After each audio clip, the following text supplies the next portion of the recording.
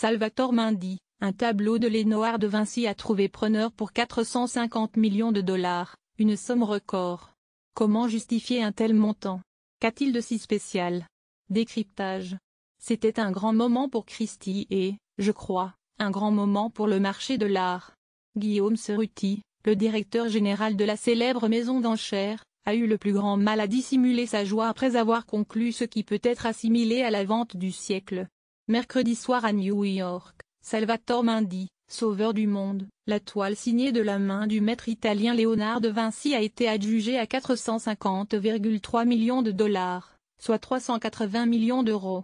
Une somme record déboursée par un acheteur qui n'a pas souhaité, pour l'instant, dévoiler son identité. Ce tableau, dont la vente a été actée après 19 minutes d'une rude bataille entre deux enchérisseurs, était détenu jusqu'ici par le milliardaire russe Dmitri Ribolovlev, un oligarque exilé qui préside par ailleurs le club de football de la Monaco. La peinture en question représente le Christ, de face, effectuant le geste de la bénédiction de sa main droite et tenant une imposante boule de cristal dans son autre main.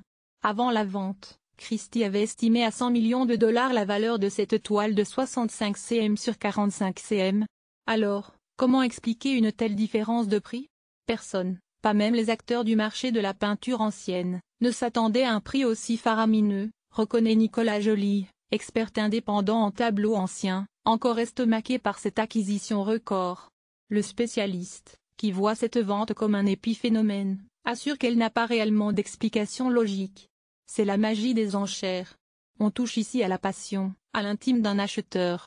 Parfois, on peut se retrouver face à deux personnes qui sont fascinées par une œuvre et qui vont entrer en compétition pour décrocher ce qui s'apparente à un trophée, poursuit l'expert qui a travaillé pendant près de 15 ans chez Sotheby.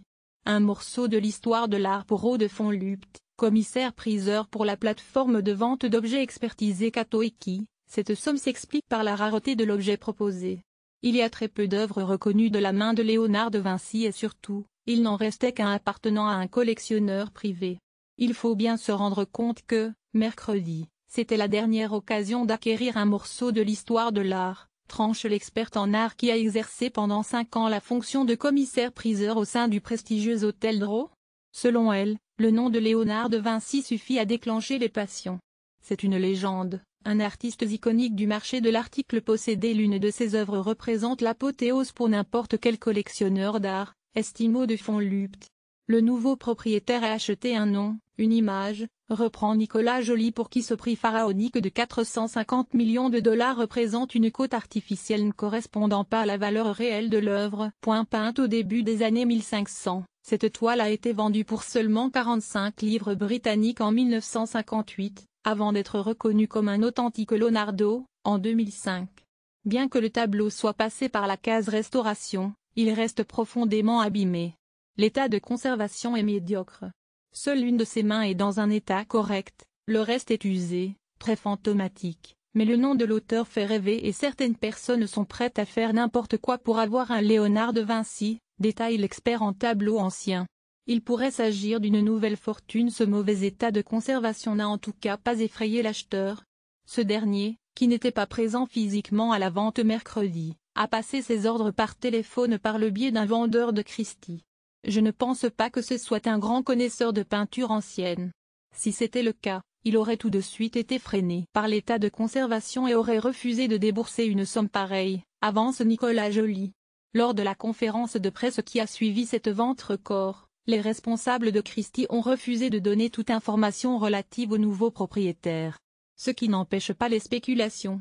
Il pourrait s'agir d'une nouvelle fortune originaire du Moyen-Orient, de Russie ou d'Asie par exemple, observe l'expert indépendant. Si le plus grand mystère entoure l'identité de l'acheteur, l'avenir du tableau reste lui aussi inconnu. Sera-t-il conservé à l'abri des regards ou exposé aux yeux de tous? Pour l'instant, nous ne pouvons rien exclure. Il est possible que le collectionneur laisse le public profiter de son œuvre dans une fondation ou décide de la laisser dans un coffre-fort, confie la commissaire-priseur Aude von Lupt. Tout dépend de la personnalité de l'acheteur. C'est un choix très personnel, conclut son confrère Nicolas Joly. Salvatore Mundi devance de loin.